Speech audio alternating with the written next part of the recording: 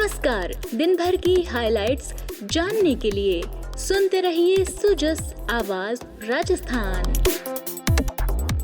मेधा से आप सुन रहे हैं सुजस पॉडकास्ट में प्रदेश की मुख्य खबरें। एक नजर आज की सुर्खियों पर। प्रधानमंत्री नरेंद्र मोदी कल करेंगे rising Rajasthan global investment summit का उद्घाटन। 3 दिवसीय इस इन्वेस्टमेंट समिट में 32 देश लेंगे हिस्सा। मुख्यमंत्री भजनलाल शर्मा ने जयपुर एग्जीबिशन और कन्वेंशन सेंटर का किया दौरा। कल से होने वाले राइजिंग राजस्थान समिट की तैयारियों के लिए जानकारी। प्रदेश के 39 जिलों में उपराष्ट्रीय पल्स पोलियो अभियान किया गया आयोजित। अभियान में 5 वर्ष तक के करीब 87,50,000 बच्चों को पिलाई जाएगी दवा। और अब सुनिए खबरें विस्तार से।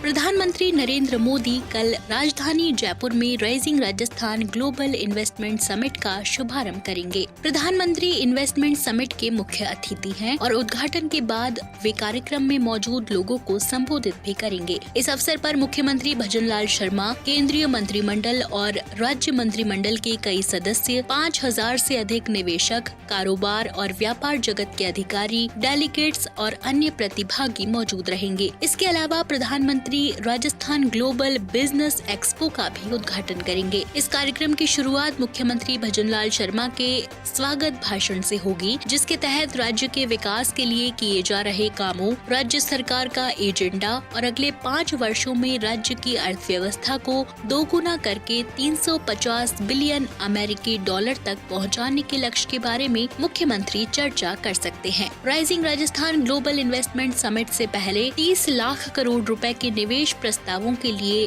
MOU किए जा चुके हैं। उद्घाटन सत्र में कुछ प्रतिष्ठित उद्योगपति मुख्यमंत्री भजनलाल शर्मा के नेतृत्व में राज्य सरकार द्वारा शुरू किए गए प्रमुख नीतिगत सुधारों और उसके जरिए राज्य में आ रहे बदलाव और कारोबार व्यापार जगत की व्यवसायिक क्षमता के बारे में अपने अपने विचार साझा करेंगे। इसके अलावा इस इन्वेस्टमेंट समिट में 32 देशों के प्रतिनिधि शामिल हो रहे हैं, जिसमें 17 देशों की भागीदारी पार्टनर कंट्री के रूप में होने जा रही है।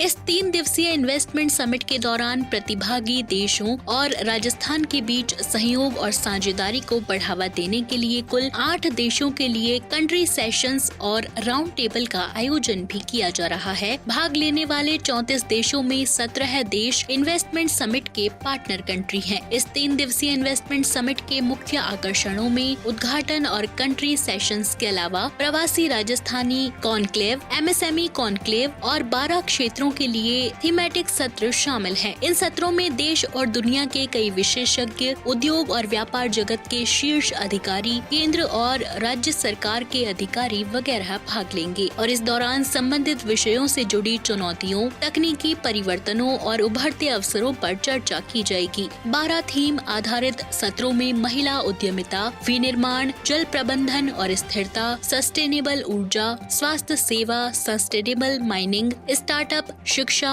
सस्टेनेबल वित्त, कृषि, व्यवसाय, पर्यटन और इंफ्रास्ट्रक्चर के साथ सप्लाई चेन के नाम शामिल हैं। ये सत्र आर्थिक विकास और वैश्विक प्रतिस्पर्धा को बढ़ावा देने के लिए नवाचार, स्थिरता और समावेशिता का लाभ उठाने के लिए राजस्थान द्वारा किए जा रहे प्रयासों पर भी चर्चा करेंगे।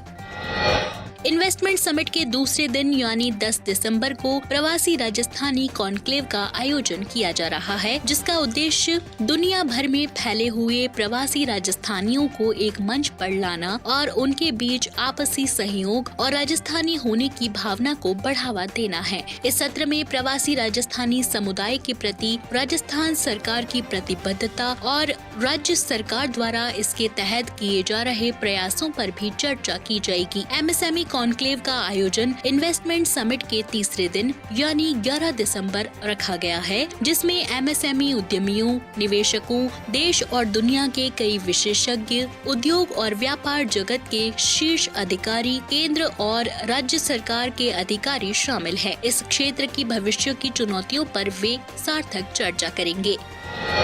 इस कॉन्क्लेव में पैनल डिस्कशन, अनुभव साझा करने वाले सत्र होंगे और हितधारकों को नेटवर्किंग का अवसर दिया जाएगा। राजस्थान का MSME क्षेत्र राज्य की अर्थव्यवस्था के लिए महत्वपूर्ण है और ये राज्य के सकल राज्य घरेलू उत्पाद GSDP में लगभग 25% का योगदान देता है। Rising Rajasthan global investment summit का एक प्रमुख आकर्षण राजस्थान ग्लोबल बिजनेस एक्सपो भी है, जिसमें Rajasthan pavilion, country pavilion, startup pavilion और प्रमुख सार्वजनिक क्षेत्र उद्यमों सहित अन्य प्रमुख भारतीय और वैश्विक व्यापार समूहों द्वारा प्रदर्शनी लगाई जाएगी। ये प्रदर्शनी न केवल राजस्थान की अपार संभावनाओं और विभिन्न क्षेत्रों में मौजूदा ताकतों के बारे में जानकारी देगी, बल्कि व्यवसायों के विकास के लिए अनुकूल वातावरण प्रदान करने वाली राज्य की प्रगतिशील नीतियों को भी प्रदर्शित करेगी।